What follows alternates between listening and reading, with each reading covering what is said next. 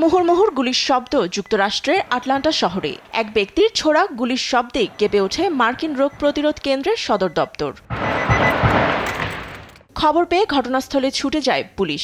সেখানে গিয়ে ডিকালপ county police officer David রোজের মরদেহ উদ্ধার করা হয়। একই সময় সন্দেহভাজন হামলাকারীকেও মৃত অবস্থায় পান পুলিশ। পুরো ঘটনাটি ঘটে স্থানীয় সময় বিকেল ৫টার দিকে।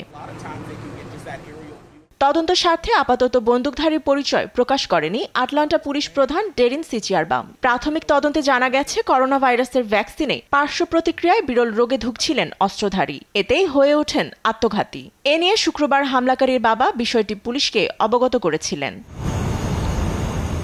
নিহত ৩৩ বছর বয়সী ডিকালপ কাউন্টি পুলিশ অফিসার ডেভিড রোজ রেখে গেছেন অন্তঃসত্ত্বা স্ত্রী ও ২ শিশু সন্তান। তার মৃত্যুতে শোকাহত প্রশাসন। অত্যন্ত দুঃখের সঙ্গে জানাতে হচ্ছে, সহকর্মী পুলিশ কর্মকর্তাকে হারিয়েছি। তিনি ছিলেন বেশ দায়িত্বশীল।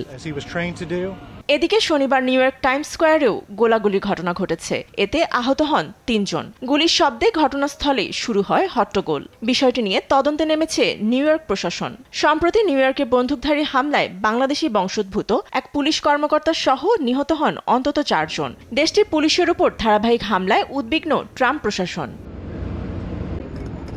ফাতেমা তাসনিম, নিউজ ডেস্ক, দেশ টিভি।